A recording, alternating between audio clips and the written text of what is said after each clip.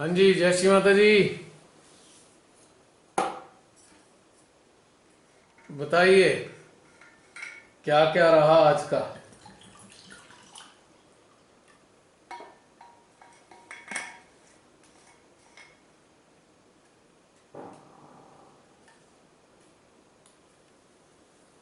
मेरी आवाज पहुंच रही है?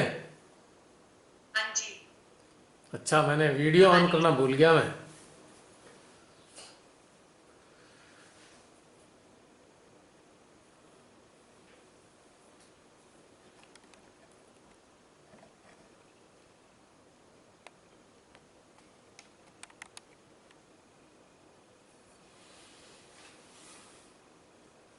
किस किस को अनुभव हुई घुटन, सफोकेशन, बेचैनी? बताइए बताइए।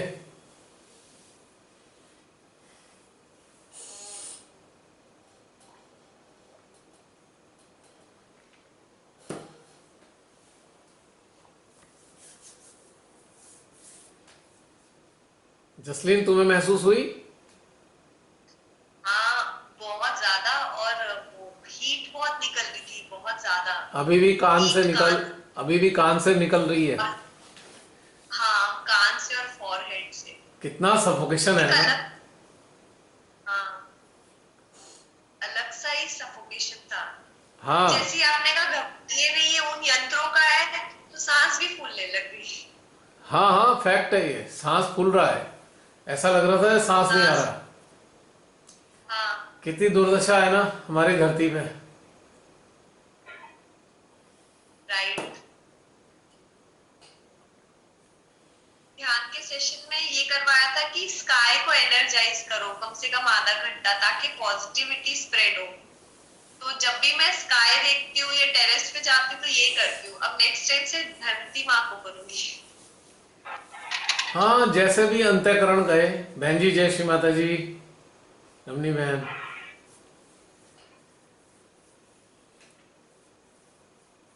जी बहन। मेरे को बोल रहे हैं भैया? हाँ, आपसे ही तो बोल रहा हूँ। मेरे फोन में आवाज बहुत कम है, वॉल्यूम कम आ रहा है, पता नहीं क्यों। जय कम। श्री माता जी भैया। जय श्री माता जी, कम हो गया होगा वॉल्यूम। आपका तो आ रहा है सही। आपकी बात तो सही आ अच्छा। रही है। जसलीन, ये क्या हो गया? कुछ नहीं हुआ। हटाओ इसे, शिफ्ट करो। हो गया, शिफ्ट कर दिया। ये तो अभी भी दिख रहा है, आप लोग तो दिख ही नहीं रहे। अब सही। अब अब ठीक सही है, है। अब ठीक है। तुम क्या कर देती हो बीच बीच में ये? भैया घुटन के साथ इतनी हाँ हीट थी कि हाँ मुझे तो बहुत देर लगता रहा, जैसे बॉडी जल रही है, सुइयां चुभ रही है। लगता था कि कब ठीक होगा, बट खैर थोड़ी देर में सेटल हो गया। अभी भी और अभी भी सब गर्म हो रहे हैं, हाथ, पूरा शरीर गर्म है, कान। देखिए कितना बुरा हाल है ना। और ना ऐसे फील हुआ जैसे सांप रेंग रहे होते हैं, ऐसे वाली फीलिंग आ रही थी, सांप रेंग रहे हैं। पता नहीं वो क्यों ऐसी फीलिंग आई अचानक से। और बहुत सांस। सारे सांप। और सांस अभी भी ठीक नहीं आ रहा। घुटन घुटन अब भी आ रही है। इतनी बुरी हालत है, बताओ लोगों की। मेरा तो भैया आज शाम से ही सांस पता नहीं फूल रहा है। मैंने ना ऑक्सीमीटर लगाया, मैं कहा देखो मेरा ऑक्सीजन वो तो लेवल ठीक ठीक होगा, है। वो तो ठीक होगा। मतलब बात करते ऐसे लग रहा है जैसे सांस फूल रहा है, मतलब चित्त जिस पर हो। अब पता चला कि ठंड की है। वजह से। हाँ जी, हाँ जी, हाँ जी। वो। शायद सेशन से पहले ही ये सब फील हो रहा था। हाँ जी, हाँ जी। आज थोड़ा सा अभी। रिफ्लेक्सेस जो है निगेटिव आ रहे थे धरती के लोगों के। मतलब हमारी धरती पे जो लोग हैं बहुत परेशानी में हैं आज। हकीकत में महसूस हो रहा है। मतलब मेरा कभी सांस नहीं फूलता। आज पहली बार लग रहा था सांस फूलने लगा। मतलब आ नहीं रही, सफोकेशन। ये हार्ट में दर्द भी हो रहा था, और ये बहुत हाँ, ज्यादा ये हेवी हो दोनों रहा था। फोरहेड। बहुत दर्द। और मुझे लगा पता नहीं मेरे को, फिर आपने दोनों बोला, आज्ञा। मैं कि शायद दोनों आज्ञा बहुत और ज्यादा। फोरहेड पूरा दर्द कर रहे थे। सबसे पहले यहाँ शुरू हुआ आगे से, फिर हाँ, ये दोनों। बिल्कुल बिल्कुल। तो ये इसलिए हो रहा है कि लोग सोच सोच के मरे जा रहे हैं, बिल्कुल कुछ डरे हुए हैं, दहशत में हैं, कुछ भविष्य की चिंता में पीड़ित हैं। तो हालत ये हो गई है कि लोगों के, वास्तव में लोगों के सर में भी दर्द होगा चिंता के मारे, परेशानी के मारे। इतनी दुर्दशा हो गई है धरती पे ना लोगों की। तो आज इसीलिए तो अब देखिए ना, परम पिता के चरणों में बैठने के बाद महसूस होती है पूरी चीज। हम डिटैच हुए ना इस धरती से, जब डिटैच हुए तो धरती के लोगों की दुर्दशा अनुभव हुई अच्छे से। अब सोचिए, हम जैसे मामूली मानवों को जब ये पीड़ा महसूस होती है, तो जिन्होंने रचा है इस संसार को उन्हें कैसा लगता होगा, श्री मां को कैसा लगता होगा अपने बच्चों की ऐसी हालत में देख के। तभी तो शायद श्री माता जी ने कहा था श्री कल्कि के बारे में बताते हुए कि जब श्री कल्कि आएंगे तो मुझे वापस जाना होगा। और सहजियों ने पूछा था ऐसा क्यों मां, तो तब उन्होंने कहा था कि एक माँ जो है कुछ चीजों को बर्दाश्त नहीं कर सकती। तो शायद यही घटना थी जो माँ इस चीज को बर्दाश्त नहीं कर सकती थी, इसलिए वो पहले ही अपने परम स्थान पर चले गए। वैसे तो ऊर्जा के रूप में है, पर शरीर रूप में वो देख नहीं पाते ये सारी दुर्दशा जो आज हो रही है। अभी मैंने एक न्यूज डाली थी, आपने देखा होगा कि 2000 से ज्यादा शव गंगा में मिले हैं। 2000 से ज्यादा शव गंगा में मिले हैं, और पूरे भारत में पता नहीं कितने लोग काल कवलित होते जा रहे हैं निरंतर। एक ऐसा समय आया है, बड़ा ही अद्भुत समय है। अद्भुत इसलिए कह रहा हूं, हम लोगों के जीवन में हमने ऐसा नहीं देखा अभी तक, इसलिए हमारे लिए अद्भुत है और पीड़ादायक भी है, और साथ में विलक्षण भी है। विलक्षण इसलिए है क्योंकि इस काल में हम परम शक्तियों के साथ जुड़े हुए हैं, उनसे प्रार्थना भी करते हैं, उनकी शक्तियों से उनका शक्तियों का इस्तेमाल भी करते हैं, और अपने शरीरों से भी डिटैच हैं, संसार से भी डिटैच हैं, लेकिन उनके लिए कार्य कर रहे हैं, इसलिए विलक्षण भी है। तो है ये समस्या, लेकिन कोई बात नहीं, ये भी निकल जाएगा समय। लेकिन ऐसा आभास होता है बहन, ये समय का ये जो समय है ना बहुत लंबा रहेगा। साल 2 साल से पीछे छूटेगा नहीं, इससे पहले न जाने कितने हजार लाखों लोग काल कवलित होने हैं इस काल में। यहां का धूर्त प्रशासन, भारत का सत्ता, ये 2 साल तक इसका हाल ऐसे ही रखने वाले हैं भारत का, ऐसा लगता है। पहली लहर, दूसरी लहर, तीसरी लहर, चौथी लहर, 5वीं लहर, छठी लहर, ये सब इनकी लहरें जो हैं एक प्रकार के षड्यंत्र के रूप में हैं। न जाने कितने कितने जीवनों को लीलने वाली हैं लहरें। पूरा विश्व का हाल खराब है, और सबसे बड़ा राक्षस जो है वही ये सब पीछे से बैठ के संचालित कर रहा है। लगता है श्री कल्कि उसको और ऐसे महादुष्टों को उनकी चरम सीमा तक पहुंचाना चाहते हैं कि अपना जो करना है कर लो, फिर बस एक बार में स्वाहा। क्या पता, तब तक तो इतने लोग स्वाहा हो जाएंगे। कुछ कर नहीं सकते, क्योंकि जिन्होंने इस काल में जाना है वो तो जाएंगे ही। ये तो हम मानव स्तर पर इस चीज को रिक्वेस्ट कर रहे हैं या प्रार्थना कर रहे हैं मानवीय होने के नाते, अन्यथा विधि का विधान है, जिसने जाना है वो जाएगा।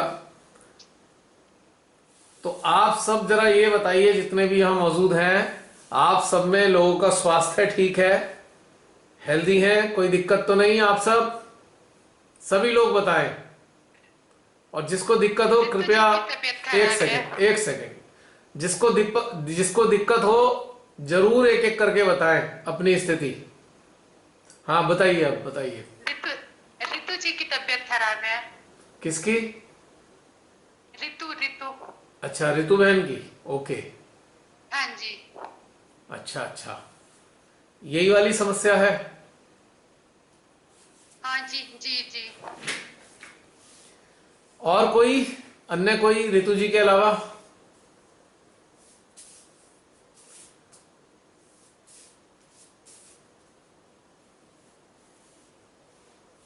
और सब स्वस्थ है, इसका मतलब बहुत अच्छी बात है, बहुत खुशी की बात है। देखिए, इस चीज के लिए मैं एक प्रेस्क्रिप्शन है, एक प्रेस्क्रिप्शन मेरे पास आया है एक डॉक्टर का, अजमाया हुआ है, और कई लोगों ने तो पहले ही अजमाया हुआ है, लेकिन हम में से हमारे ही एक जो साथी हैं उन्होंने अजमा लिया है।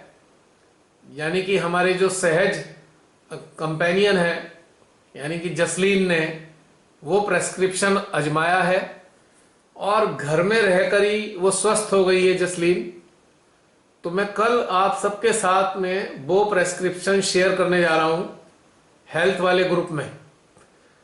लेकिन इसमें एक चीज ध्यान रखने वाली होगी कि ये प्रेस्क्रिप्शन पहले दिन से लेकर 10 दिन तक के लिए है।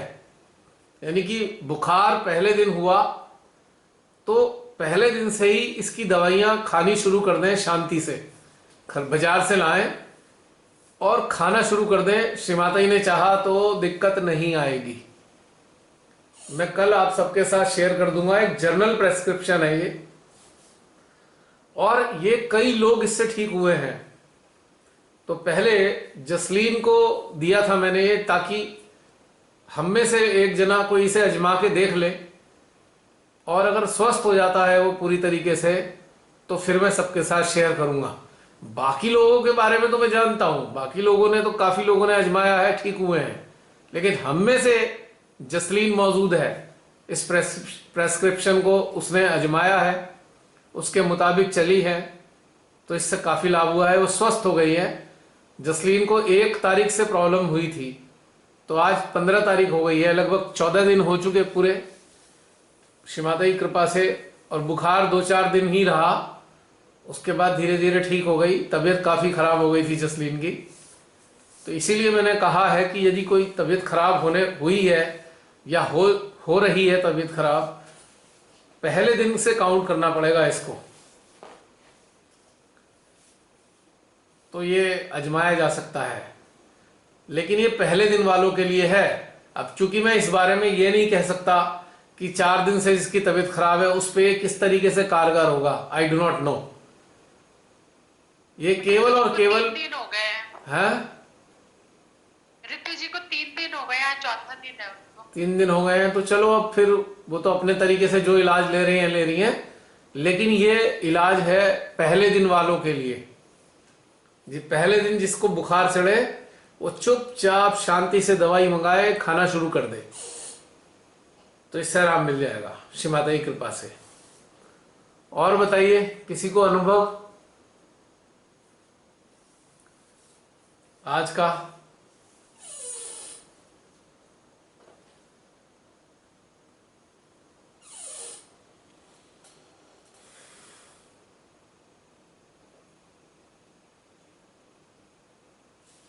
है कोई बताने को? आज का अनुभव तो एकदम मिला जुला थोड़ा सा अनुभव था। ज्यादा तो यही था कि मतलब वाइब्रेशंस बहुत ही, जिससे बहुत हमें गर्म फील हो रहा था। लेकिन स्टार्टिंग में जब ध्यान में उतरे, शून्य सरोवर में उतरे, तो अब बहुत अच्छी फीलिंग थी।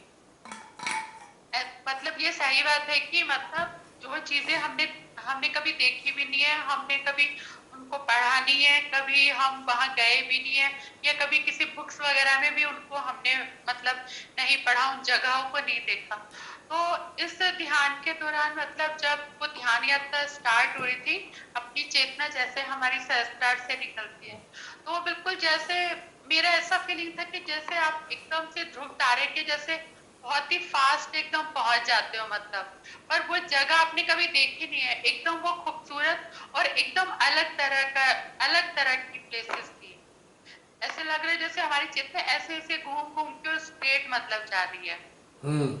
तो वो आज जो शून्य सरोवर का वहां का जो महसूस हुआ मतलब, और जैसे मतलब परम पिता को भी हमने शिव माता जी के साथ एकदम निराकार में थे, तो वो बादल से भी कुछ अलग था। मतलब उसमें जैसे आप एकदम पूरी तरह उसमें जैसे रम जाते हो उसमें, और आपको इससे पता ही नहीं चलता कि आप उसके अंदर हैं कि आप उसके बाहर हैं।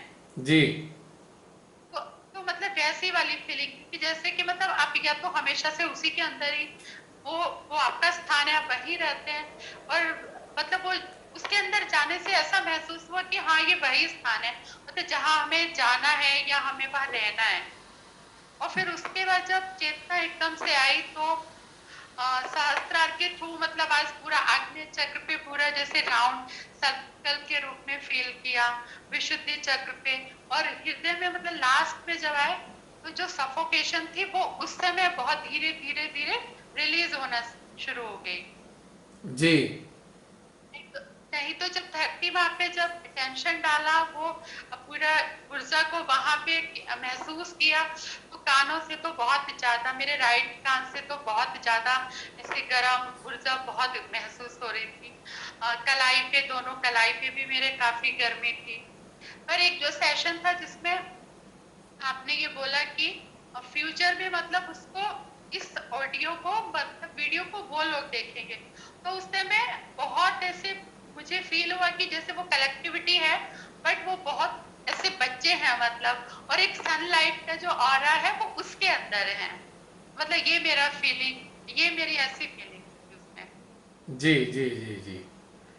हाँ, सबको अपना थोड़ा अलग अलग अनुभव हो सकता है, लेकिन आने वाले समय के जो पर आज हैवीनेस बहुत थी, आज हैवीनेस ज्यादा थी, वजन था मतलब बॉडी पे अंदर बाहर।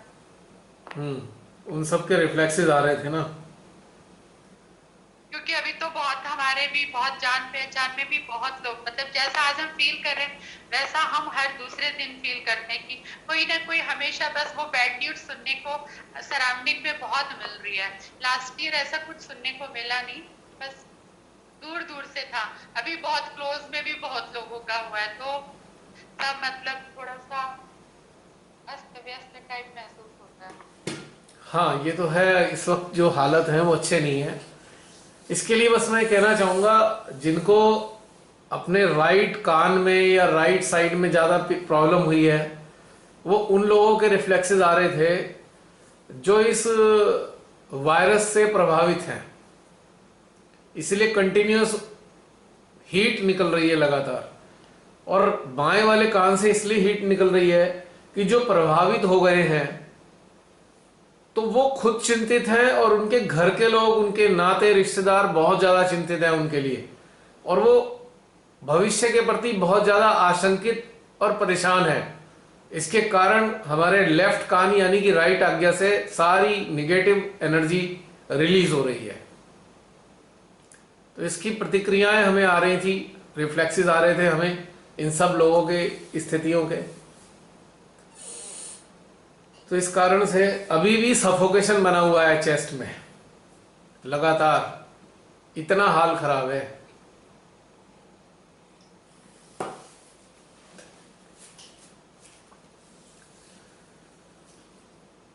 बड़ा कठिन समय है मानव जाति के लिए, सभी लोगों के लिए। जो परेशानी में फंस चुके हैं उनके लिए तो है ही, लेकिन जो परेशानी में नहीं भी फंसे हैं उनके लिए भी बहुत कठिन समय है ये। क्योंकि आज हर तरीके की समस्याएं हैं, चारों तरफ का वातावरण देखिए, और आर्थिक रूप से भी दिक्कतें हैं, स्वतंत्रता भी नहीं है, फ्रीडम खत्म हो चुकी है पूरी तरीके से। हर समय घर में कैद रहना पड़ रहा है सभी को, बाहर आना जाना बड़ा मुश्किल हो रखा है। तो बड़ी कठिन स्थितियां हैं, लेकिन इस स्थिति में हमको क्या करना चाहिए? हमको निरंतर परमपिता से लगातार जुड़े रहना चाहिए। हालांकि ये काल जो है ध्यान में गहनता में उतरने के लिए बहुत कठिन है ये। इस वक्त आप ध्यान में गहनता में उतरने की कोशिश भी करेंगे तो मुश्किल लग रही होगी ध्यान में उतरने में, क्योंकि हम लोग यंत्र हैं लोगों की पीड़ाएं हम तक आ रही हैं। हालांकि उन पीड़ाओं का प्रभाव बहुत ज्यादा नहीं है, लेकिन कहीं ना कहीं हमारी चेतना के अंदर, हमारे यंत्र पे उनका प्रभाव निरंतर आ रहा है। बस इसमें साथ में एक बहुत अच्छे घटनाक्रम भी हैं। अगर आप झांक कर अपने अंदर देखें, अपने अंतःकरण की तरफ देखें, तो आपको ऐसा लगेगा जैसे आपका डिटैचमेंट बढ़ रहा है, निर्लिप्तता में बढ़ोतरी हो रही है। कारण, पहले किसी एक आध इंसान को मरते हुए देखते थे तो बहुत पीड़ा होती थी। आज तो हजारों की संख्या में प्रतिदिन लोग मर रहे हैं और उनकी सूचनाएं भी हमारे चारों तरफ आ रही हैं।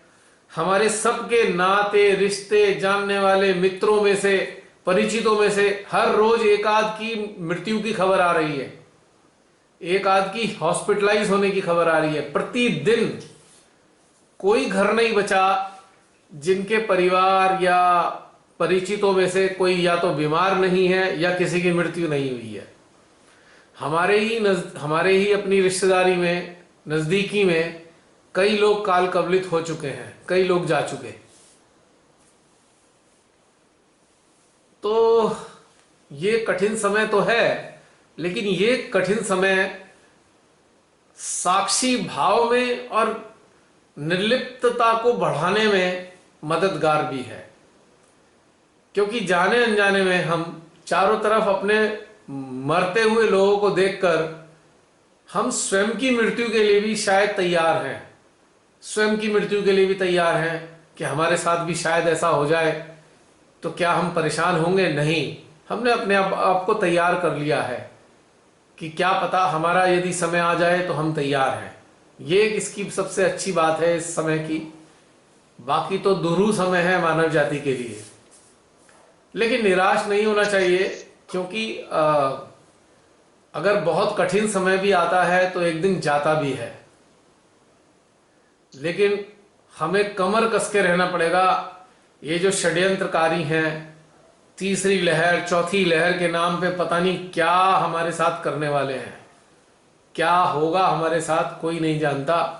मुझको तो ऐसा प्रतीत होता है ये जो तीसरी लहर है, इसके दो कारण हो सकते हैं। पहला कारण है, जिन लोगों ने, हमारे भारत में 18 करोड़ लोग वैक्सीन ले चुके हैं, तो मुझको एक शक है, एक संदेह है, ये तीसरी लहर कहीं उन लोगों की ना हो जिन्होंने वैक्सीन ली है, कि वो लोग अगले जो तीसरी लहर अगस्त सितंबर में आने की संभावना है, यानी कि जब मौसम परिवर्तित होगा, तब शायद ये वैक्सीन लेने वाले लोग बहुत बुरी तरीके से इसके चंगुल में ना फंस जाएं। और एक दूसरी संभावना और है कि 5G की जो टेस्टिंग है हाईएस्ट फ्रीक्वेंसी पे, अभी तो अलग अलग राज्यों में हो रही है। यूपी में 15 तारीख तक का समय था, अब ये शायद बिहार की तरफ होगी, बिहार की तरफ जाएगी ये टेस्टिंग। तो मुझे एक शक है कि अगस्त सितंबर में कहीं ऐसा ना हो कि पूरे भारत में एक साथ टेस्टिंग हो। हाईएस्ट फ्रीक्वेंसी पे टेस्टिंग होने के कारण कहीं ऐसा ना हो कि पूरे भारत में लोग जो हैं बहुत भारी परेशानी में आए या काल कवलित ना होने लगे। जैसे अब ऑक्सीजन की कमी हो रही है, तो कहीं पूरे भारत में ये घटनाक्रम ना बने। दो ही कारण नजर आ रहे हैं मुझको। श्री माता जी इन सब कारणों को निष्क्रिय करें। हमारे तो हृदय से प्रार्थना है कि श्री माता जी इन दोनों कारणों को निष्क्रिय कर दें, लेकिन जिसे हम संभावित रूप से महसूस कर सकते हैं इन सब लोगों के कथनों के आधार पे, तो दो के अलावा तीसरा कोई कारण नजर नहीं आ रहा है। और इसकी संभावना बहुत प्रबल है कि जिन लोगों ने वैक्सीन ली है 4-5 महीने बाद वो बहुत बुरी तरह बीमार ना पड़ जाए। भगवान ही जाने सत्य क्या होगा, लेकिन संभावना महसूस हो रही है ज्यादा। ये तो परमेश्वर ही जाने घटनाक्रम क्या होगा। और परमेश्वर ही ने ये संसार चलाना है। किस मानव का जीवन रहेगा, किसका समाप्त होगा, उनके अलावा कोई नहीं जानता।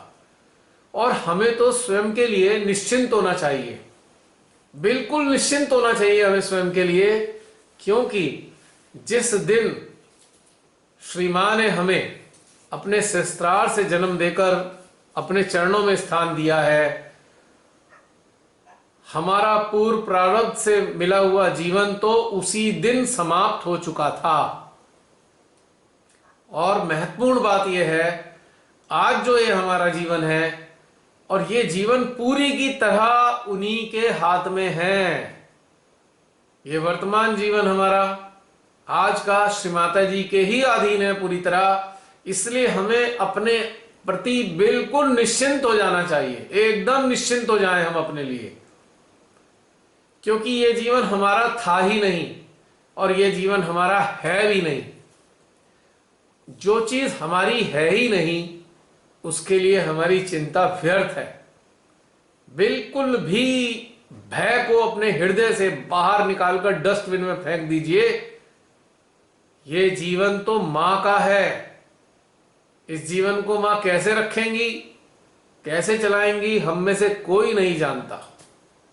तो चारों तरफ चाहे लाशों का अंबारी क्यों ना लग रहा हो, कितनी भी पीड़ा क्यों ना हो, स्वयं के लिए ना तो पीड़ा महसूस करें, ना भय महसूस करें, ना तकलीफ महसूस करें, क्योंकि ये जो शरीर है आज की तारीख में ये परमेश्वरी का हो चुका है।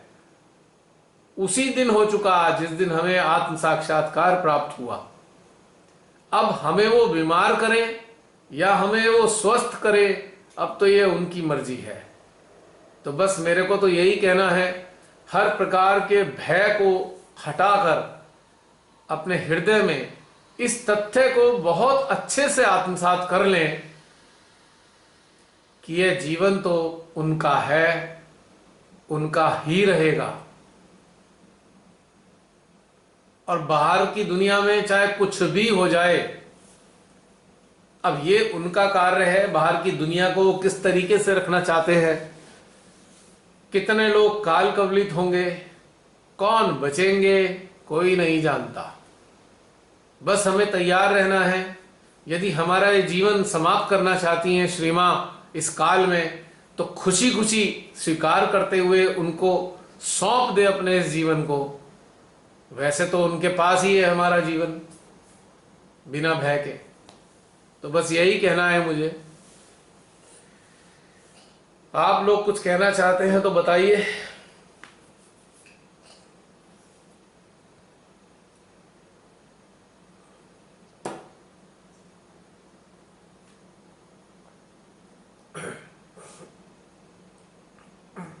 ये रमनी बहन कुछ कहना चाहते हैं आप?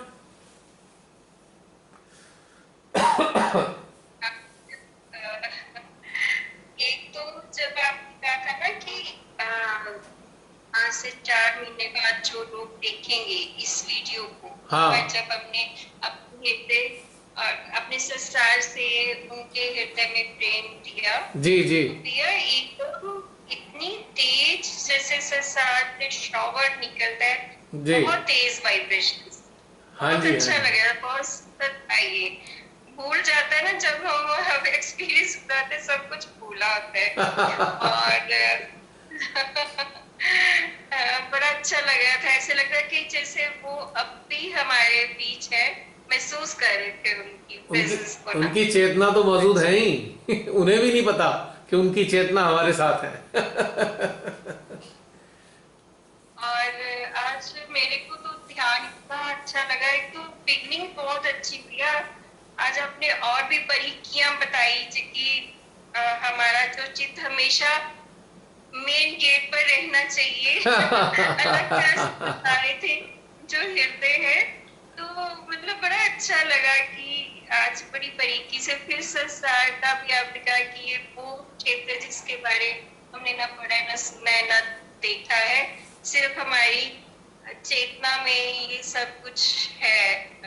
बिल्कुल संज्ञान में ये सारे अनुभव हैं। हाँ। ये भी चीज बहुत अच्छी। और मैं तो सारा टाइम जैसे स्टैचू की तरह बैठी रही ना हिली ना डुली, मतलब इतना खाली था कि अलग अलग तरह के एक्सपीरियंस हो रहे थे। एक बार पता नहीं क्या था, शिव परमेश्वर तक गए तो ये लगा मेरे यहाँ पे ना कोई चीज जैसे कुछ यहाँ पे किसी ने प्रेशर सा डाला हो, कोई चीज रख दी, ये क्या था ये नहीं समझ आई। आप उसे आप उसे आपको ये नकारात्मक लगा या अच्छा लगा? नहीं, अच्छा लग रहा था अच्छा लगा। मुझे कि तो जैसे कोई अगर मैं किसी ये का कहूँ, हाथ हुई है हाँ, तो यहाँ पे। अगर मैं ये कहूँ कि परम पिता ने हमें आशीर्वादित किया है अपने हाथों से, तो कैसा लगेगा? मुझे अच्छा लग रहा था, सुखद क्योंकि लग रहा था क्योंकि जो बहुत। उनके हाथ हैं, उनके हाथ ऊर्जा के रूप में ही तो हैं। उनका अस्तित्व ऊर्जा का महाभंडार है, और यदि वो हमें आशीर्वाद देंगे अपने हाथों से, तो समझ लीजिए ऊर्जा के रूप में ही तो हमें अनुभव देंगे। उनका स्पर्श ऊर्जा के रूप में महसूस होगा। और दबाव क्यों लगता है कि उनका जैसे ही हमारे उनके हाथ या उनके श्री चरण हमारे सहस्त्रार को स्पर्श करते हैं ना, तो हमारे सहस्त्रार की सारी कोशिकाएं, हमारे कपाल की सारी कोशिकाएं इतनी सक्रिय हो जाती हैं, इतनी सक्रिय हो जाती हैं, और ऊर्जा को प्रवाहित करना शुरू कर देती हैं, जिसके कारण हमें दबाव सा महसूस होता है। और ये दबाव बड़ा सुखद होता है, ये प्रेशर बड़ा सुखद है ये। क्योंकि ये कोशिकाएं जो कपाल पे हैं, वो भी तो सक्रिय और जीवंत है ना। उन कपाल की कोशिकाओं पे अनेकों प्रकार के गण ही तो बैठे हैं, और गण जब परमात्मा के संपर्क में आते हैं, परमपिता के आशीर्वाद को पाते हैं, उनके हाथों के स्पर्श को महसूस करते हैं या उनके चरणों के स्पर्श को महसूस करते हैं, तो कपाल की कोशिकाएं अत्यधिक सक्रिय होकर प्रसन्न हो जाती हैं और ऊर्जा को प्रवाहित करना शुरू कर देती हैं, ऊर्जा को ग्रहण करना शुरू कर देती हैं, जिस कारण से हमें दबाव की अनुभूति होती है। और ये दबाव बड़ा आनंददायी होता है, बहुत मस्ती वाला दबाव होता है ये। इसी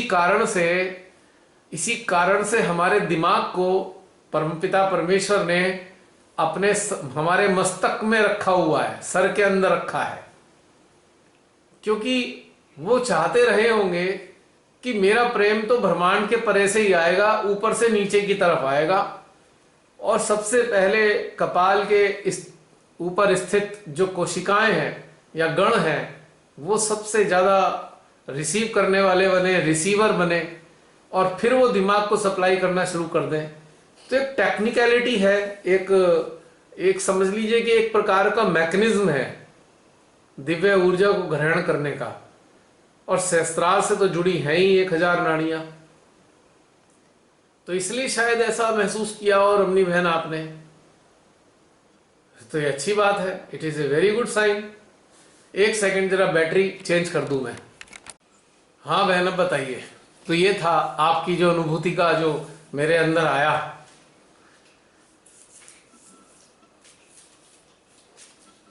और बताइए। बाकी तो शेयर करेंगे। अच्छा ठीक है। हाँ रूपी, तुम कुछ कहना चाह रहे थे? जय श्री माता जी। जय श्री माता जी। जब मतलब पार ब्रह्म परमेश्वर पे चित रखा तो उस टाइम पे एनर्जी का फ्लो ऐसा था जैसे मतलब शून्य में तो थे ही थे, पर हार्ट में एनर्जी ऐसे फील हो रही थी कि मतलब आगे वाली साइड भी और पीछे वाली साइड भी, सेंट्रल हार्ट। और मतलब ये पॉज भी था इसमें, आपने काफी मतलब पॉज की एक स्टेट भी रखी हुई थी, और एनर्जी का फ्लो उसमें मेंटेन ही था। फिर जब अटेंशन धरती पे लेके गए तो जैसे मेरा था कि सुबह में बी अवेयर ग्रुप में मैंने एक शेयर किया था कि यमुना जी में जो लाशें मतलब फेंकी हुई हैं, डॉग्स उनको मतलब बाहर खींच रहे हैं या कुछ ऐसी। उस टाइम पे क्या हो रहा था, सेंट्रल हार्ट बहुत ज्यादा बर्न कर रहा था। और ये स्टेट अब फील हो रही थी जब मतलब पृथ्वी पे अटेंशन रखा, साथ में मतलब राइट आज्ञा बहुत बर्न कर रहा था कि लोग अपने फ्यूचर को लेकर के कितने परेशान हैं। करेक्ट। और काफी देर तक यही स्टेट चलती रही। और फिर जब नए लोग मतलब जो 4 महीने बाद इस वीडियो को देखेंगे, उनके साथ इंटरेक्ट किया तो एक बहुत ही प्लेजेंट सी मतलब फीलिंग आ रही थी अंदर।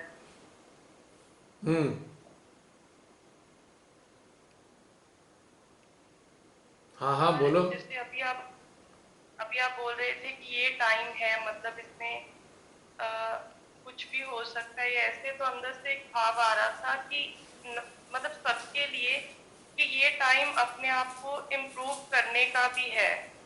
जो हम मतलब गलत चीजें अपने साथ कैरी कर रहे हैं, चाहे वो हम लोग हों या कोई भी हो, मतलब बाहर देख करके कि क्या हो रहा है और उसके कॉन्सिक्वेंसेस क्या हो रहे हैं, अपने आप को इम्प्रूव करने के लिए भी ये टाइम मतलब है हमारे लिए भी और सबके लिए।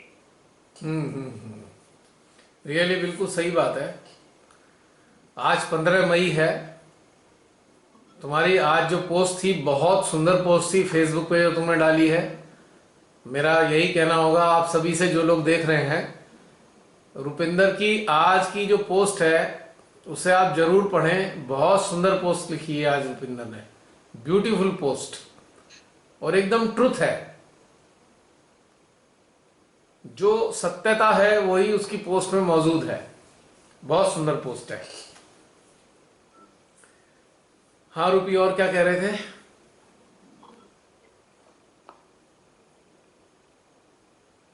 बोलो बोलो, और क्या कह रहे थे तुम? हो गया? बस इतना ही। इतना ही? हाँ जी, अन्य कोई? देखिए आपके जो अनुभव है ना, ये बहुत काम के हैं बहुत सारे लोगों के लिए जो इस वीडियो को देखेंगे और इस अनुभव से गुजरेंगे तो उनको बहुत आनंद आने वाला है और बहुत सारा ज्ञान भी बढ़ेगा, आंतरिक ज्ञान। अभी तक तो यही रिपोर्ट। हाँ हाँ बोलिए, कौन बोल रहे हैं? जसलीन। हाँ जसलीन। एक स्टार्टिंग में एक चीज और अच्छी हुई थी कि जब हमने ध्यान से हम जुड़े तो जो रमनी दीदी ने बताया कि चित सहस्त्रार पे और हृदय में रख के, मतलब हम दोनों तरफ देख रहे हैं और फिर हम डायरेक्ट आज हम परमपिता परमात्मा के श्री चरणों से जुड़े। हमने डायरेक्ट वहां पे मतलब उस किंगडम में गए ये और उस समय क्या हो रहा था कि वो सारी जो घटनाक्रम है वो घटित हो रहा था। नहीं तो पहले कैसे होता था, एस्टैब्लिश नहीं होता था कनेक्शन, या हम सीक्वेंस में जाते थे, सृष्टि यूनिवर्स उसके बाद ऊपर। पर आज ये वाली चीज जब डायरेक्ट हुई तो वो भी कनेक्ट हुआ अंदर से। ये अच्छा एक्सपीरियंस था। इसके लिए मैं आप सबसे ये भी कहना चाहता हूं कि अब एक ऐसा समय आ गया है, आप अपने भीतर जब भी थोड़ा विचलन महसूस करें, पीड़ा महसूस करें और उदासी महसूस करें, छटपटाहट महसूस करें, सीधा पार ब्रह्म परमेश्वर के श्री चरणों में जाकर बैठ जाएं। इससे नीचे में अब बात नहीं बनेगी। जैसे ही आप उनके चरणों में स्थित होंगे आपको हैरानी होगी कि आप एकदम जिस चीज से प्रभावित हो रहे हैं, संसार की चीजों से, एकदम से विलग हो जाएंगे उससे और अपने आनंद में स्थित हो जाएंगे। तो ये आज इस बात को मैं हृदय से यही कहना चाहता हूं आप सबके लिए, आज के बाद से जब तक अगला कोई अंदर से नहीं आता है इस प्रकार से, आप अपने आप को कोशिश करें सहस्त्रार में नहीं, हृदय में रहते हुए उनके पार ब्रह्म परमेश्वर के श्री चरणों में बैठकर ध्यानस्थ रहें।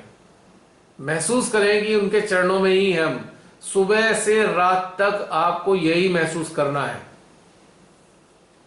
और अभ्यास बनते बनते इतना अच्छा अभ्यास हो जाएगा आपका 2-4 दिन के अंदर ही कि आपको जरा सा भी परेशानी नहीं महसूस होगी पार ब्रह्म परमेश्वर के चरणों तक, उनके हृदय तक अपनी चेतना को पहुंचाने में।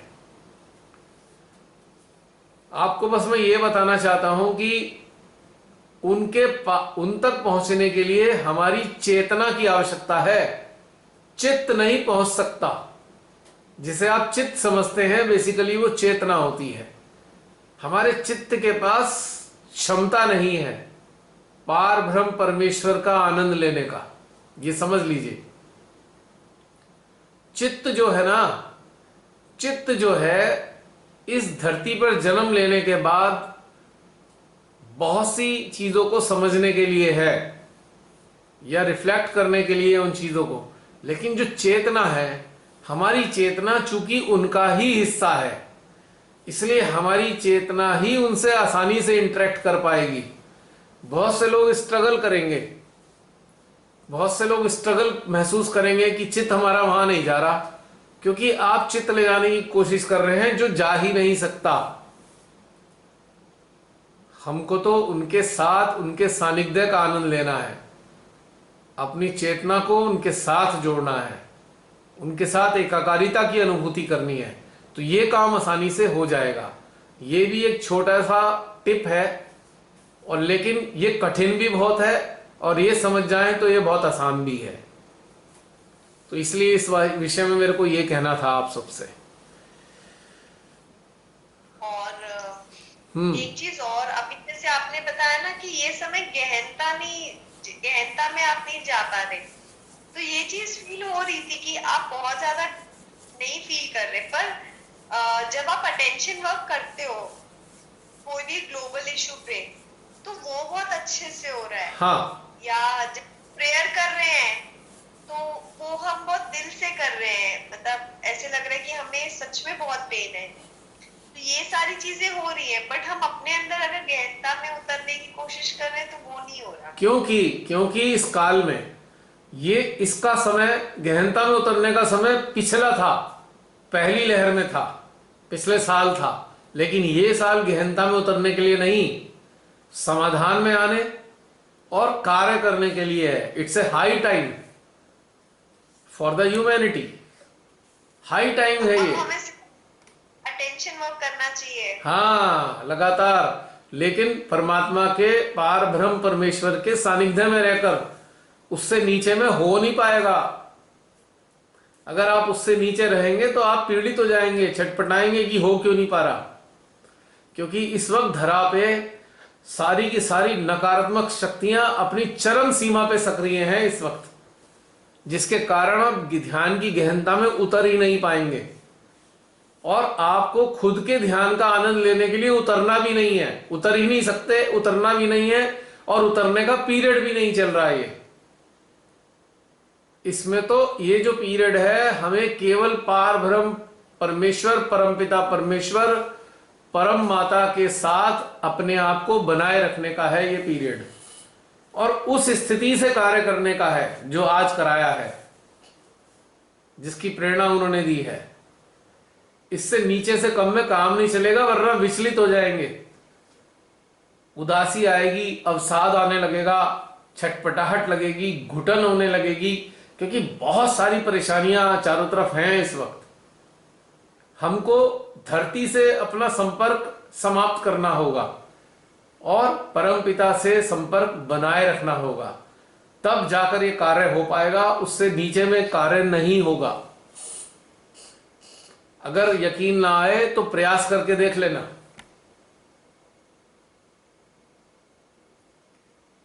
जब भी कार्य करेंगे ना, तो थोड़ी देर बाद उसके रिफ्लेक्सेस इतने स्ट्रांग होंगे कि आप डिस्टर्ब हो जाएंगे, परेशानी होने लगेगी। तो सबसे पहला काम है परमेश्वरी का जो मूल स्थान है, जो उनका अपना स्वयं का स्थान है, परमेश्वरी के साथ वहां पर जुड़े रहना है।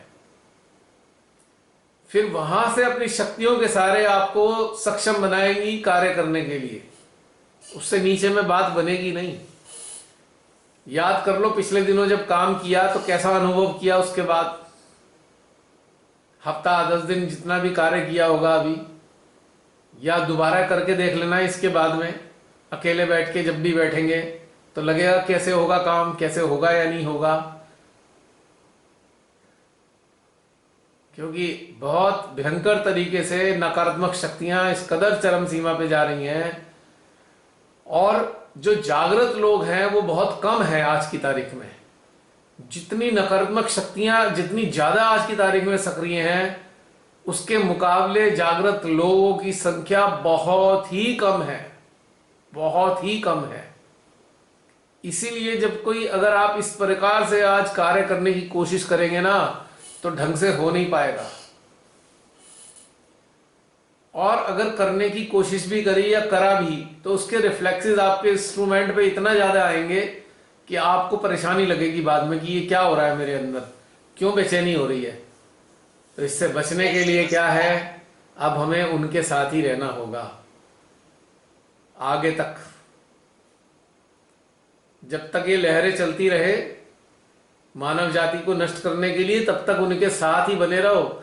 आंख खुलते ही सीधे उनके पास पहुंच जाओ, और रात तक सोने तक अपने जीवन को वहीं पे रहकर चलाओ, इससे नीचे मत आओ।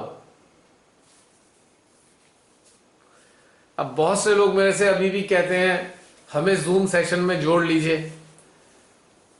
अब आप खुद ही समझ लीजिए कि नए लोग जूम सेशन में जुड़ने योग्य ही नहीं होंगे इस वक्त, क्योंकि अभ्यास तो किया नहीं है। अभ्यास तो किया नहीं है, पिछले 6-7 साल से आप लोग अभ्यास कर रहे हैं, जो आज नए नए 5-6 महीने या 2 महीने 3 महीने से देखते हैं, तो इस स्थिति में अचानक से जुड़ नहीं पाएंगे।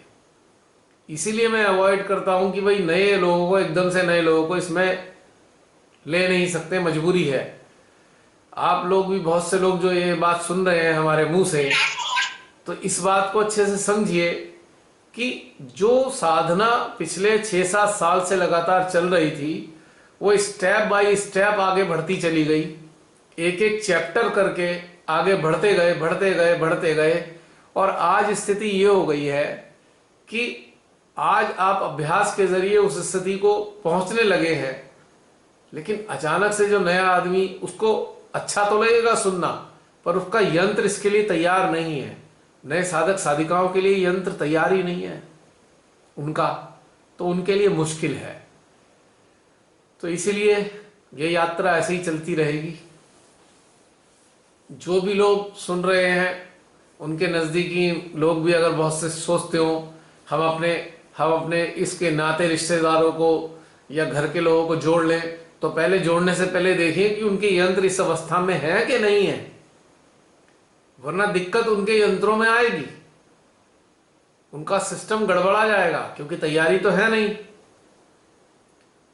और उनको सारी ये बातें मेंटल लगने लगेंगी, मानसिक, कि ये मानसिक हैं, काल्पनिक बातें हैं, अजीब अजीब बातें करते हैं, क्योंकि उनके पास अनुभव नहीं है अभ्यास के कारण।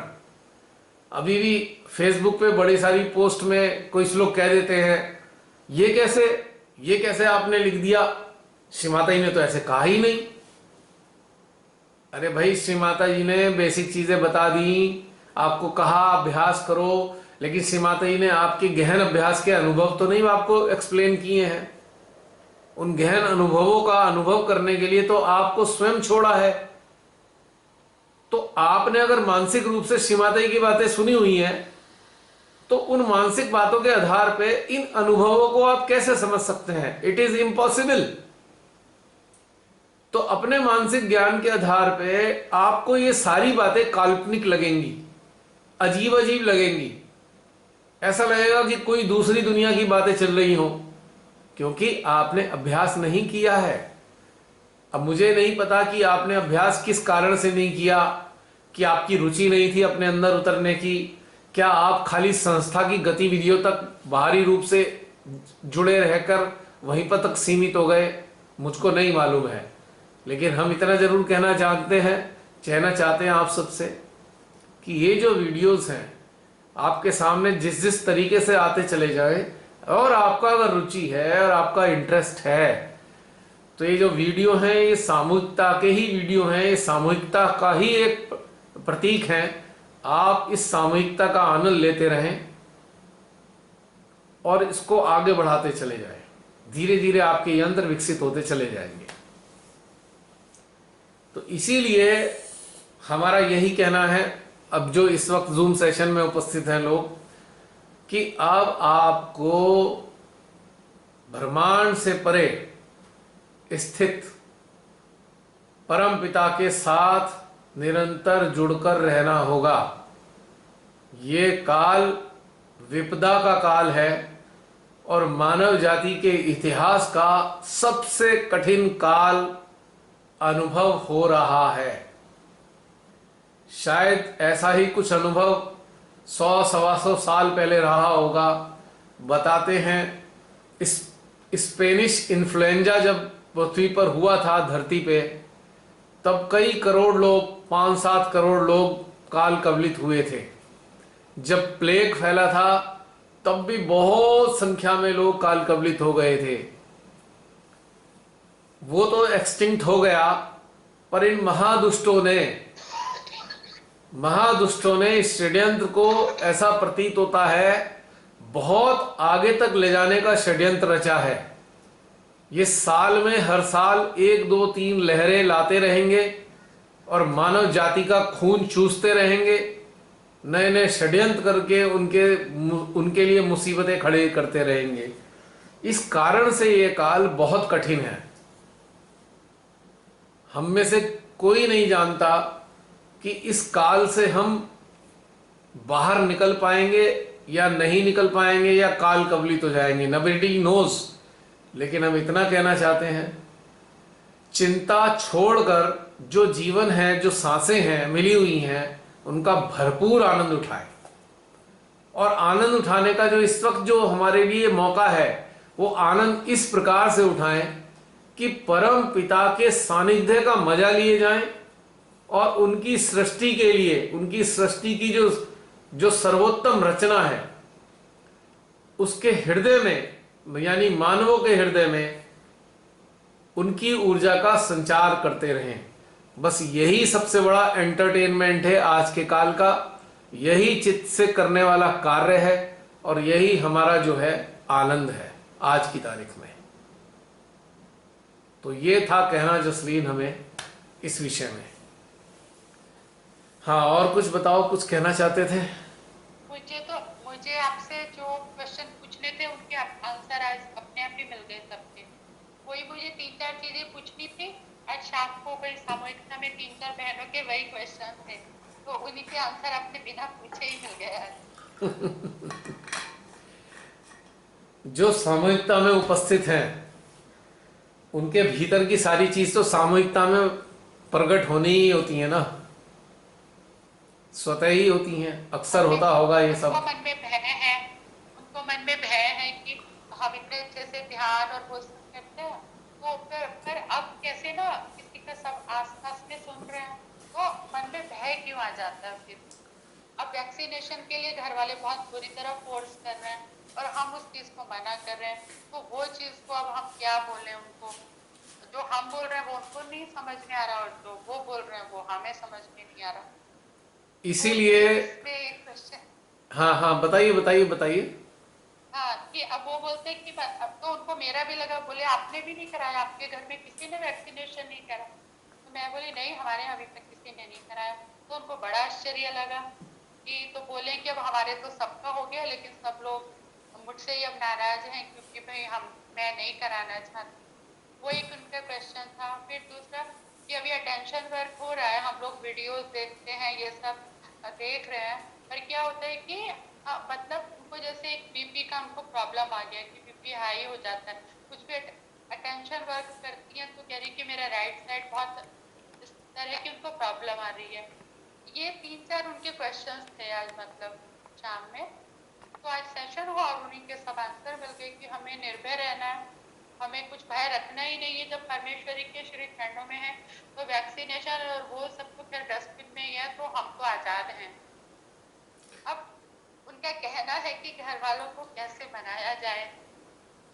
देखिए, मैंने आज तक इसीलिए किसी से ये नहीं कहा, मेरे से बहुत लोगों ने पूछा वैक्सीन लगवाएं नहीं लगवाएं, तो मैंने एक सिंपल सी बात उन्हें कही। पिछले हफ्ते भी मैंने बोला था कि भाई अपने अंदर झांक के देखिए कि आपकी अंतरात्मा क्या कह रही है, और यकीनन सबकी अंतरात्मा अलग अलग कहती है।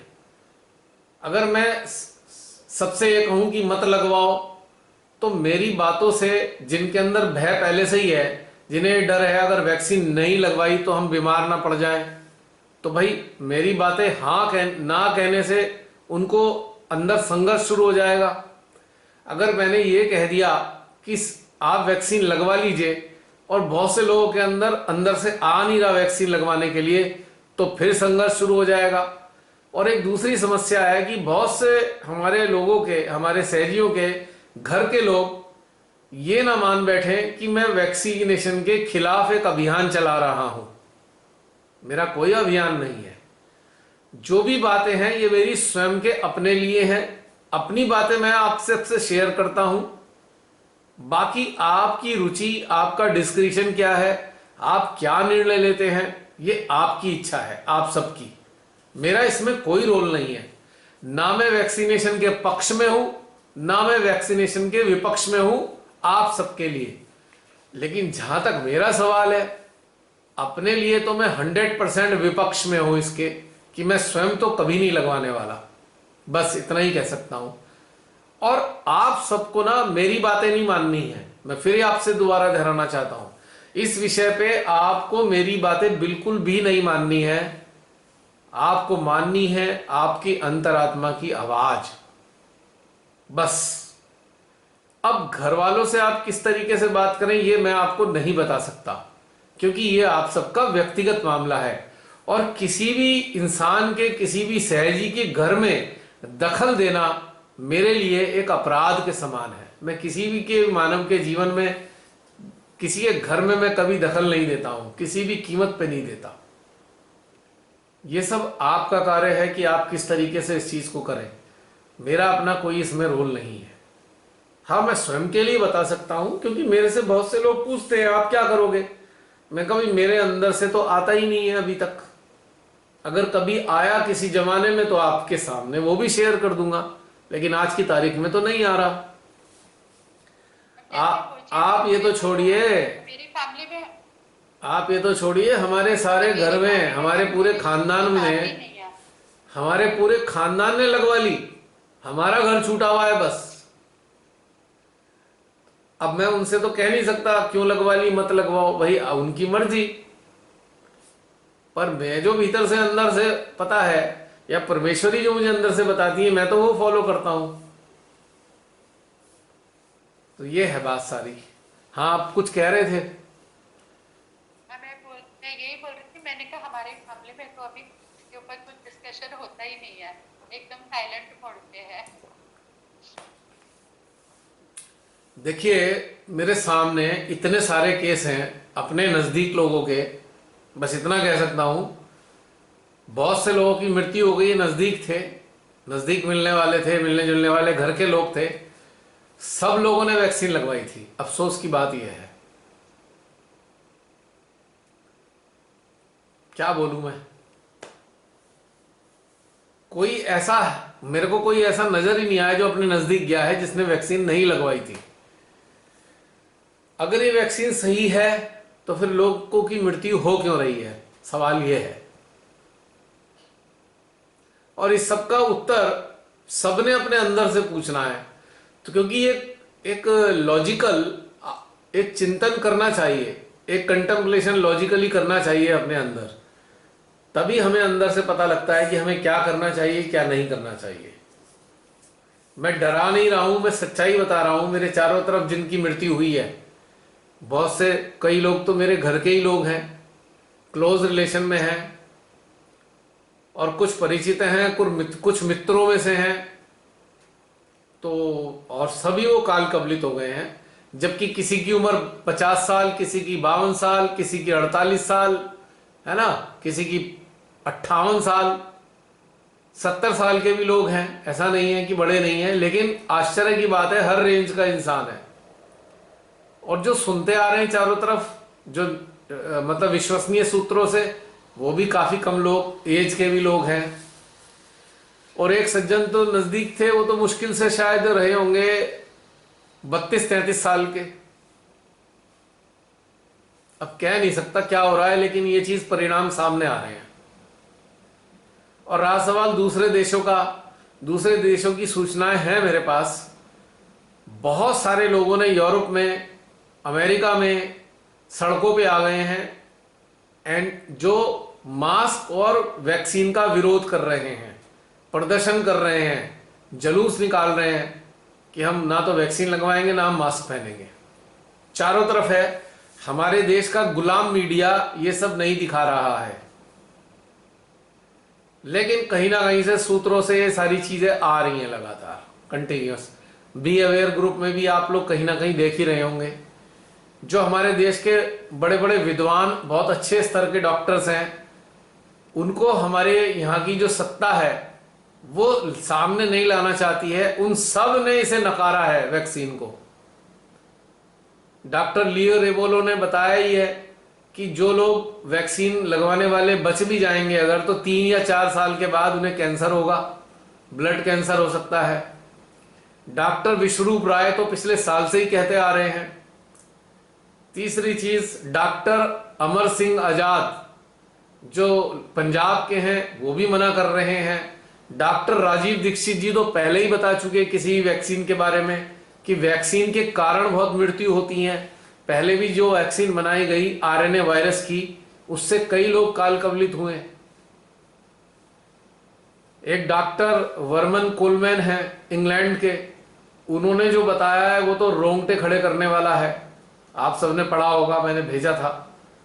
तो भाई इतने सारे लोगों की बातें सुन रहे हैं और कहने वाले कौन है लगवाओ? जो सत्ता के अधीन कार्य करते हैं वो सारे लोग लगाने वाली बातें कर रहे हैं, जिनके ऊपर मजबूरी डाल दी है सत्ता ने कि भाई तुम्हें लगवाना जरूर पड़ेगा वरना तुम डॉक्टरी नहीं कर पाओगे। गवर्नमेंट जॉब में जो है उनके डिपार्टमेंट ने उनके ऊपर थोप दिया जबरदस्ती, अगर ये नहीं लगवाया तो जॉब छोड़ दो। प्राइवेट वालों का भी यही हाल है, जॉब छोड़ दो। तो ये सब जगह जबरदस्ती लगाने की कोशिश कर रहे हैं। कायदा क्या कहता है? हमारे देश का संविधान जो है और ह्यूमन राइट्स जो है, हमारे मानवीय अधिकार जो है विश्वव्यापी, उसके ऊपर आधारित यदि उस कानून की हम बात करें तो दुनिया का कोई भी कानून किसी भी इंसान को जबरदस्ती दवाई खाने और जबरदस्ती वैक्सीन लगाने के लिए बाध्य नहीं कर सकता। ये सब जो आदेश हैं, ये सारे आदेश मौखिक हैं। इन आदेशों का पालन कराने के लिए हमारे यहां की सत्ता ने भी कोई ऑर्डिनेंस पास नहीं किया है। समझ लीजिए मैं क्या कहना चाह रहा हूं। ये जबरदस्ती कराने के लिए अगर सत्ता बिल भी पास कराती तो भी हम मान लेते। सारा मौखिक चल रहा है और विदेशों में भी संभव नहीं है। विदेशों में भी किसी ने भी जबरदस्ती नहीं करी है, बस लोग कह रहे हैं लगवाओ लगवाओ लगवाओ और डराए जा रहे हैं, ये हो जाएगा वो हो जाएगा, लगवा लो। भारत में तो सबसे ज्यादा हद हो गई है। भारत की सत्ता तो इतनी घटिया स्तर की है कि उन्होंने धमकी दे रहे हैं जॉब छिन जाएगी, ये हो जाएगा वो हो जाएगा, यहां नहीं आने देंगे वहां नहीं जाने देंगे, जिससे लोग मजबूर हो जाएं। पर आश्चर्य की बात है, इन्होंने अभी तक कोई कानून नहीं बनाया है, क्योंकि किसी भी देश का कोई भी रूलर, कोई भी देश इसका कानून नहीं बना सकता, क्योंकि जो वैश्विक स्तर पे जो मानव अधिकार हैं उसके हिसाब से कोई भी देश इस प्रकार का कानून नहीं बना सकता है। बस ये मौखिक स्तर पर पुलिसिंग के जरिए, पुलिस के जरिए जबरदस्ती कर रहे हैं और कुछ भी नहीं है। वैसे अभी पुलिस के जरिए जबरदस्ती नहीं हो रही है, अभी केवल डिपार्टमेंटल प्रेशर है लोगों पे। आपको अगर ध्यान होगा, शुरुआत की थी इन्होंने फ्रंटलाइन वर्कर्स के लिए, तो बहुत सारे फ्रंटलाइन वर्कर्स ने डिनाई कर दिया था कि हम नहीं लगवाएंगे, और उन्होंने लगवाई भी नहीं है, आपको मैं बता दूं। फिर इन्होंने नौटंकी शुरू कराई, हमारे प्रधान सेवक को दिखा दिया फोटो खींचा के कि भाई वो लगवा रहे हैं।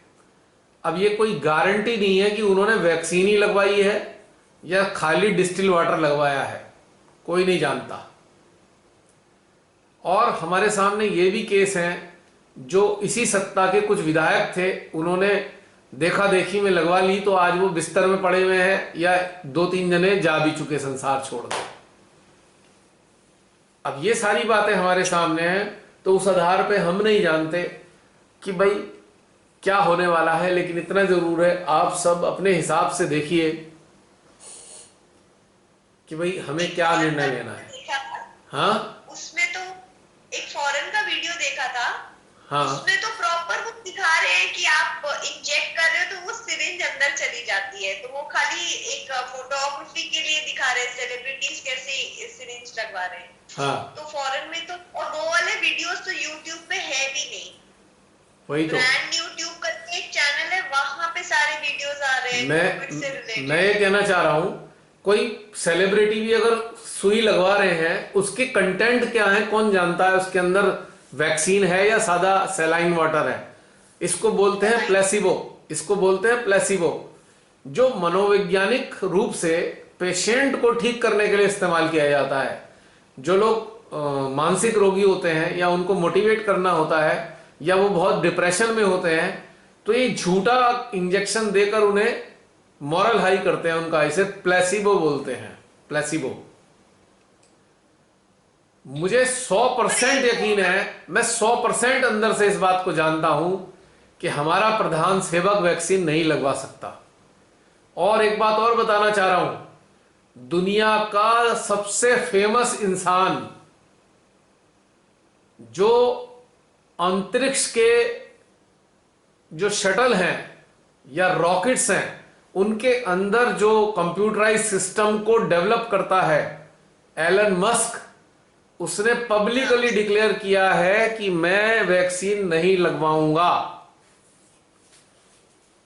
अब यदि हम उसे जानते हैं थोड़ा बहुत, अगर नहीं जानते हैं तो सब गूगल में पढ़ लीजिए वो शख्सियत क्या है। उसे आयरन मैन कहा जाता है आज का। उसने ऐसी ऐसी चीजें डेवलप कर दी हैं, और उसकी ब्यूटी क्या है, क्योंकि वो अंतरिक्ष में जाने वाली शटल के लिए, अंतरिक्ष यात्रियों के लिए डिफरेंट काइंड तरीके के सूट तैयार करता है, तो उसको बायोलॉजिकल लेवल पे भी बहुत नॉलेज है, वो बायोलॉजिकल चीजों का भी ज्ञाता है, ये बात पक्की है। क्योंकि बायोलॉजिकल हमारा शरीर और जो इलेक्ट्रॉनिक गैजेट्स हैं वो हमारे शरीर को सूट करेंगे नहीं करेंगे, उसको इस बात का अध्ययन करना होता है।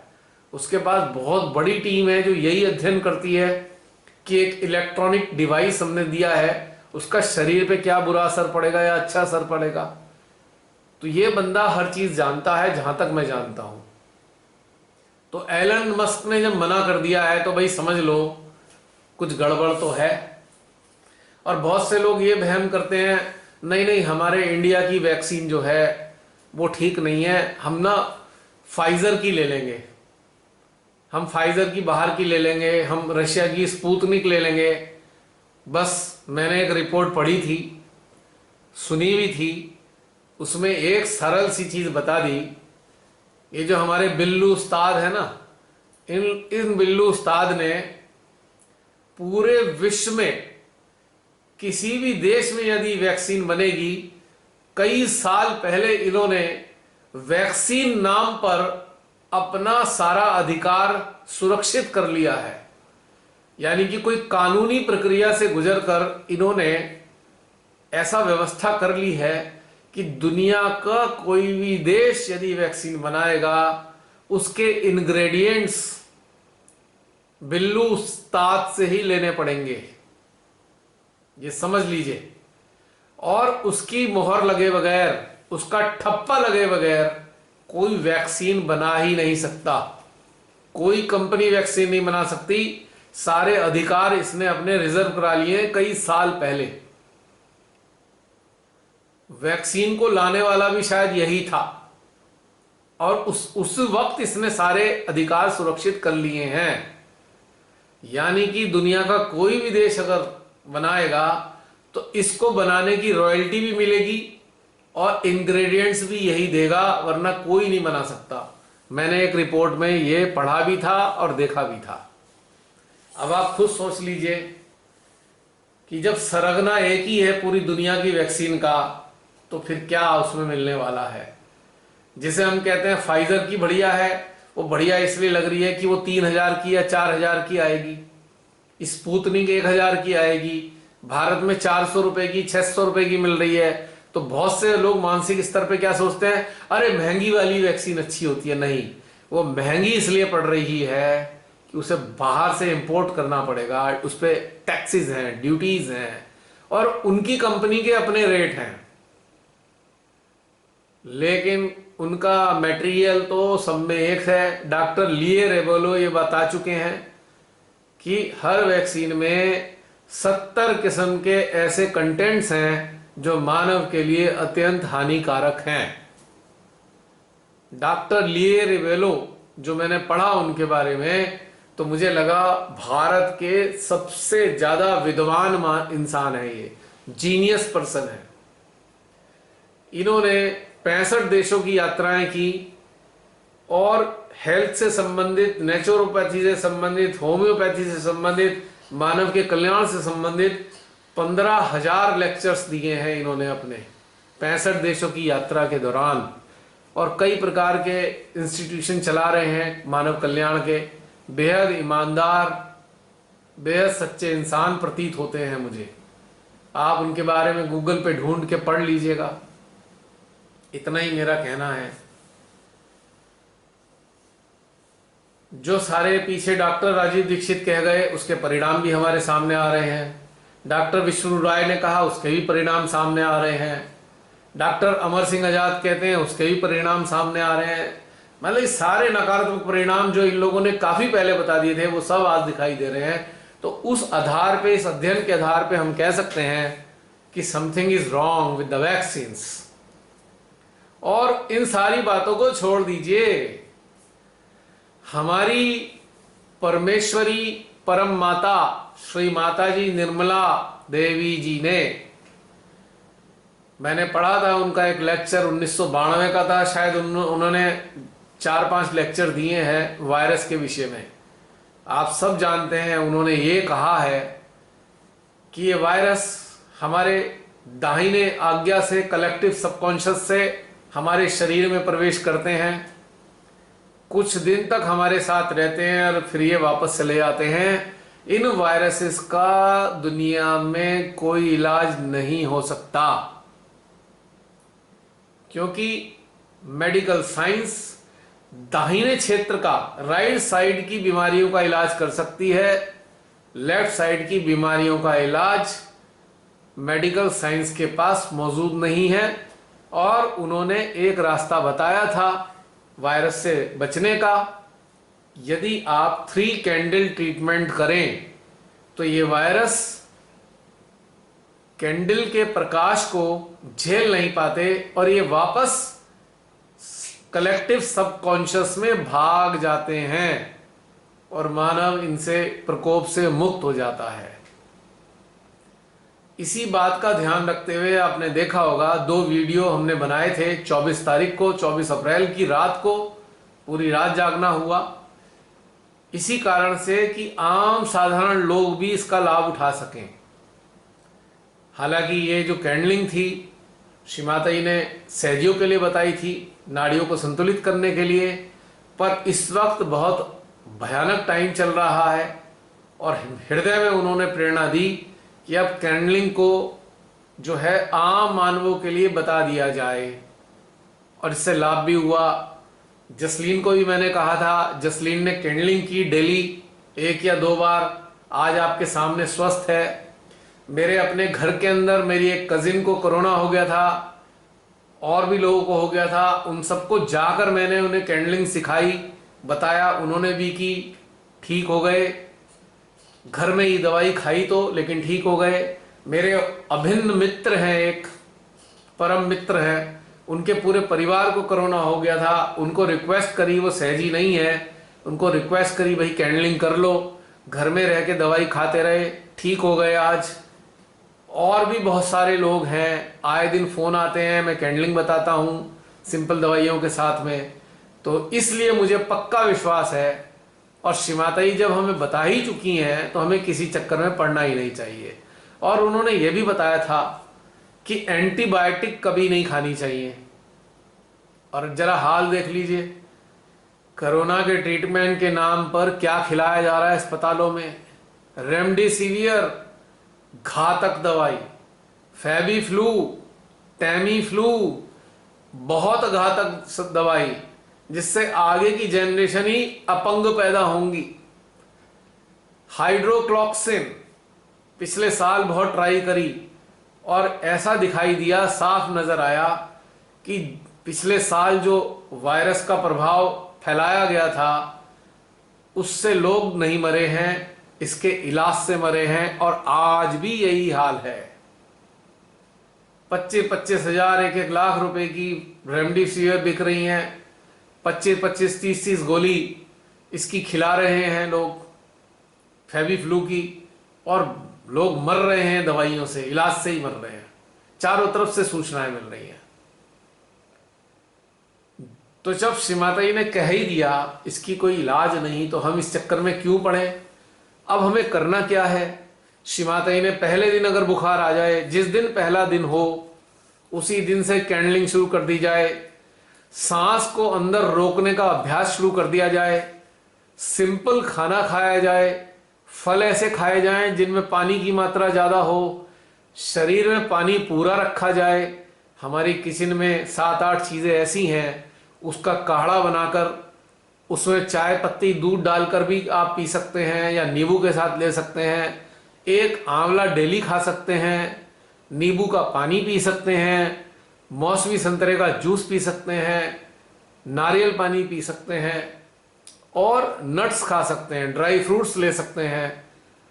और स्पिरुलिना अगर डीएक्सन कंपनी का मिल जाए या बाजार में किसी भी कंपनी का मिल जाए, वो आप अगर बुखार है तो कम से कम 12 से 16 टैबलेट या गोली आप डेली लें।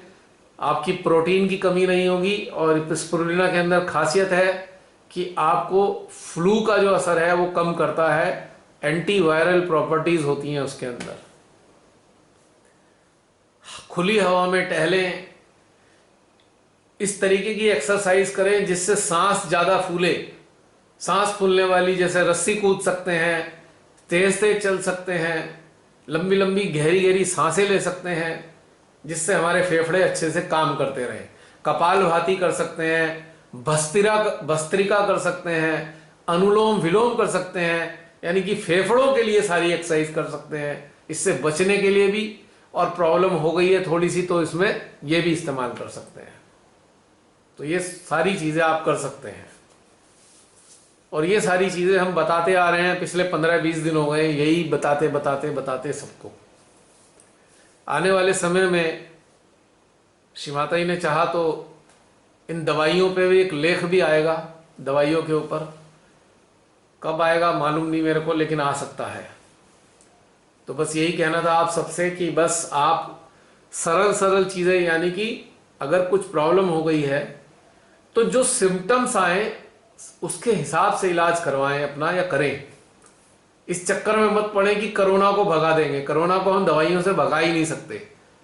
बस इसके जो शरीर पे प्रभाव आ रहे हैं, हम उनके प्रभावों को न्यूट्रलाइज करने के लिए दवाइयां खा सकते हैं। आयुर्वेदिक मेडिसिन है, होम्योपैथिक मेडिसिन है, जो चाहे ले, जो आपको अच्छी लगे, जो आपको सूट करे। लेकिन सबसे पहली चीज, किसी को बुखार हो भी गया है, सबसे पहला कार्य करना है डरना छोड़ देना है। दूसरा कार्य करना है, जब तक फीवर है नित्य 2 बार 3 कैंडल ट्रीटमेंट कंपलसरी है। और इसके बाद मुझे नहीं लगता कि कोई प्रॉब्लम रह जाएगी, श्री माता की कृपा रही तो ये कहना था हमें इस विषय में, बीमारी के विषय में। बहुत से लोग सहजी कहते हैं मैं बोलता ही जाता हूं, बोलता ही जाता हूं, बोलता ही जाता हूं। तो ऐसे सारे सहजियों से मेरा ये कहना है, जब ये ऑनलाइन ध्यान है, और ऑनलाइन ध्यान एक गाइडेड मेडिटेशन के रूप में है, और मुंह से जो अगर अंदर भीतर से आएगा, आप सुनेंगे और गाइडेड मेडिटेशन का आनंद उठाएंगे, तो बोलना तो पड़ेगा, पहली बात। दूसरी बात, भीतर में किन्हीं प्रॉब्लम्स के लिए कुछ ऐसा प्रभाव आता है जो आवश्यक होता है। यदि जो सामने मौजूद हैं, जो जूम सेशन में मौजूद हैं लोग, उनके लिए बहुत आवश्यक है। जो आने वाले समय में वीडियो देखना चाहेंगे, सच्चे लोग, सच्चे खोजी, मैं सच्चा शब्द इसलिए इस्तेमाल कर रहा हूं कि जो जेन्युइन सीकर हैं उनके लिए आवश्यक है। हाँ, आप में से बहुत से लोगों को अच्छा नहीं लगता होगा, क्योंकि मैं जानता हूं आप में से बहुत सारे लोगों के मन में ढेर सारी सूचनाएं भरी हुई हैं। सूचनाएं, चाहे वो श्रीमाता जी के लेक्चर्स के रूप में हो, चाहे वो अन्य जगह से प्राप्त हुई सूचनाएं हो, उस आधार पे आप हर चीज को तोल रहे हैं, आप इवेल्युएशन कर रहे हैं उस चीज के आधार पे हमारी बातों का। उस आधार पे आपको खराब लगेगा या आपको उचित नहीं लगेगा, लेकिन एक सत्य बात यह है, जो भी हम आपसे बोल रहे हैं या जिस तरीके से भी ध्यान चला है, उसका आपने अनुभव कभी नहीं लिया है या अनुभव करना नहीं चाहते हैं, तो आप हमारी बात को आत्मसात कर ही नहीं सकते। यही वो कारण है जो आपकी ज्ञान सूचना है, उसके आधार पे आप केवल मानसिक स्तर का एनालिसिस कर रहे हैं, तुलना कर रहे हैं हमारे शब्दों का श्री माता जी की बातों से। श्री माता जी की बातें अतुलनीय हैं, अतुलनीय। उनकी बातों की तुलना धरती पर स्थित किसी भी मानव से नहीं की जा सकती, मानव की बातों से, कि मानव का स्तर इतना हो ही नहीं सकता कि उसकी बातों की तुलना श्री माता जी से कर दी जाए। तो एक प्रकार से, I am sorry to say whatever I am going to say, एक प्रकार से आप अनजाने में मूर्खता कर रहे हैं। श्री माता जी की इतने ऊंचे स्तर की बातों की तुलना आप मेरे जैसे तुच्छ प्राणी से कर रहे हैं। अब परेशानी यह है कि हम इस जूम सेशंस के माध्यम से अपने भीतर के अनुभव और अनुभूतियों को शेयर कर रहे हैं। हमने कभी यह नहीं कहा कि श्री माता जी की बातों के आधार पे हम आपसे कुछ कह रहे हैं। यह हमारे अपने व्यक्तिगत अनुभव है, प्रवाह है भीतर का। जो भीतर से प्रवाह किसी भी चीज के लिए आता है, ये ओरिजिनल प्रवाह है, ओरिजिनल फ्लो है। और हम एक मात्र मामूली से मानव हैं। आप ऐसा कैसे कर सकते हैं भला? आप हमारी बातों की कैसे तुलना कर सकते हैं श्री माता जी से? यह पाप है। किसी भी मानव की बातों की तुलना मां आदि शक्ति की बातों से करना पाप की श्रेणी में आता है। मां आदि शक्ति की बातें हमारे लिए अमृत तुल्य हैं, अमृत वाणी है, हमारा मार्गदर्शन करती हैं। और उस मार्गदर्शन के आधार पे जब हम अनुभव करेंगे, या मैं ये कहूं मां की बातों के मार्गदर्शन के आधार पर जब उनकी बातों का अनुभव करने के लिए आप अपने भीतर में उतरना प्रारंभ करेंगे, तो इस मामूली मानव की बातें आपको समझ में आनी शुरू होंगी। उससे पहले कभी समझ ही नहीं सकते, असंभव। तो इस तथ्य को भी यदि आप समझते हैं, तो उस आधार पे आप अच्छे से जान लीजिए, हमारी बातों को अनुभव करने के लिए, समझने के लिए आपको अपनी आत्मा के साथ जुड़ना होगा, आपको अपने भीतर में उतरना होगा, आपको शून्यता के सागर में स्नान करना होगा, आपको अपने हृदय में शून्य समाधि में उतरना होगा। क्योंकि ये सारी बातें भीतर के अनुभवों की आती हैं, तो आप बाहर से कैसे उन्हें जान सकते हैं? क्योंकि सारी बातें आपके लिए, ज्यादातर बातें आपके लिए बिल्कुल नहीं है। आपके माइंड के पास इन बातों का कोई स्टॉक नहीं है, and your mind is unable to tally these words with its memory. then your mind is giving rejection of all the such things. इसका मतलब इन बातों के आधार पे आपके माइंड में केवल माइंड का ही खेल चल रहा है, जो आपको सत्य से और दूर से दूर ले जाता जा रहा है। हम फिर कहेंगे, हमारी बातों को समझने के लिए आपको अपने अंदर उतरना होगा, अपनी जीवात्मा से जुड़ना होगा, अपनी चेतना से जुड़ना होगा, अपने आत्मा से एकाकार होना होगा, और अपने भीतर में रहने वाले परमात्मा के साथ, उनके सानिध्य में कुछ समय बिताना होगा, क्योंकि ये एक मानव की साधना के परिणाम स्वरूप प्राप्त हुए अनुभवों का है ये प्रभाव। इसकी सूचनाएं आपके पास कहां से आएंगी? कहां हैं आपके पास ये सूचनाएं? हाँ, ये सारी सूचनाएं कुछ आपके पास हैं। बहुत सारी सूचनाएं अंदर के अनुभवों की हमने पोस्ट में लिखा है, बहुत सारे ध्यान के सेशन में ये बताया है। तो वो सूचनाएं आपके माइंड में हो सकती हैं निश्चित तौर से। यदि वो सूचनाएं भी आपके माइंड में हैं तो इस वर्तमान काल की बातें भी आपको खराब नहीं लगेंगी, सत्य प्रतीत होंगी, क्योंकि जो उन बातों की सूचनाओं को आपने अपने मन में संग्रहित किया है, तो ये बातें आपके मन की संग्रहित की हुई बातों से ये वाली मैच हो जाएंगी। फिर रिजेक्शन नहीं आएगा, फिर सिलेक्शन आएगा। तो ये रहस्य की बात आज आपको बता दी, तो समझ लीजिए, बिना बुरा माने हमारी बातों का चिंतन करके देखिए, अपने अंदर उतरिए। हमारा कोई और कहना नहीं है। हम हर साधक साधिका से एक ही बात कहते हैं, मां की बातों को समझने के लिए भी आपको अंदर उतरना होगा, और हमारी बातों को भी जानने के लिए, आत्मसात करने के लिए आपको अपने स्वयं के यंत्र से परिचित होना होगा।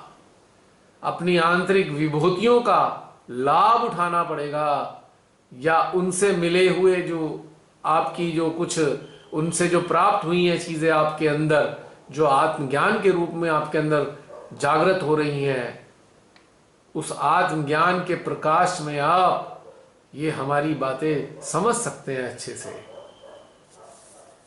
तो इस विषय में बस हमें तो इतना ही कहना है। हमें इस बात से कोई परवाह नहीं कि आप हमारी बात को ना समझें, या हमारी बातों की हंसी उड़ाएं, या हमारी बातों को अपने मानसिक ज्ञान से काटते रहें। हमारा उसमें कोई नुकसान नहीं है। वास्तव में नुकसान आप ही का है। आप ही अपना समय व्यर्थ कर रहे हैं और अपने यंत्र से कोसों दूर होते जा रहे हैं, और अपने माइंड में घुसते जा रहे हैं, जहां पे ना तो कभी आनंद मिलेगा, ना आपके शांति मिलेगी, ना आपको ज्ञान मिलेगा, और ना ही आपको गहनता प्राप्त होगी। बस यही आप सबसे कहना है। हमारी बातों की आलोचना करने वालों के प्रति भी हमारे अंदर उतना ही प्रेम है, जो आलोचना नहीं करते हैं, जो लोग इन बातों का लाभ उठाते हैं, उनसे है। बहुत से लोग फेसबुक पे इतना अटक जाते हैं, अभद्र भाषा का इस्तेमाल करते हैं, बिना बात की बहस करते हैं, अपने तथाकथित मानसिक ज्ञान को लेकर हम पे थोपते हैं। तो हमें मजबूरी में वाद विवाद से दूर होने के लिए हमें उन्हें ब्लॉक करना पड़ता है, और आगे भी करते रहेंगे ब्लॉक, क्योंकि सहजियों से बहस करना अच्छा नहीं लगता। क्योंकि आप सब लोग हमारे अपने हैं, आप सब लोग कोई पराये नहीं है। अब अपने लोगों से क्या बहस की जाए, तो इसलिए आपको ब्लॉक करके आपको चिंतन करने के लिए थोड़ा समय देते हैं कि भाई ब्लॉक करने के उपरांत शांत होकर जरा चिंतन करिए, ध्यान में उतरिए, ताकि हमारी बातें आपको समझ में आ जाएं। पहले भी हमने जो बहुत सारे लोगों को ब्लॉक किया था, हमने सब उनको हटा दिया, अनब्लॉक कर दिया है। लेकिन कुछ लोग वर्तमान काल में ब्लॉक करने पड़े, उनको भी कुछ समय बाद हटा देंगे। जब उनके अंदर अपने मानसिक ज्ञान के कीटाणु मर जाएंगे, बहस के कीटाणु मर जाएंगे, वाद विवाद की इच्छा के कीटाणु मर जाएंगे, तब हम उन्हें अनब्लॉक कर देंगे। ये उनको समय दिया है। ब्लॉक करने के पीछे हमारे कोई नकारात्मक भावनाएं नहीं है, और आपका हम अहित कभी नहीं कर सकते, क्योंकि आप सहस्त्रार से जन्मे शिमा के बच्चे हैं। हम आपके लिए कभी कुछ खराब सोच नहीं सकते। तो इसलिए क्षमा कीजिएगा, ये सारी बातें बतानी पड़ती हैं। हाँ जी, हमने समाप्त किया। आप सब लोग जो सुन रहे हैं, बताइए अपनी बात।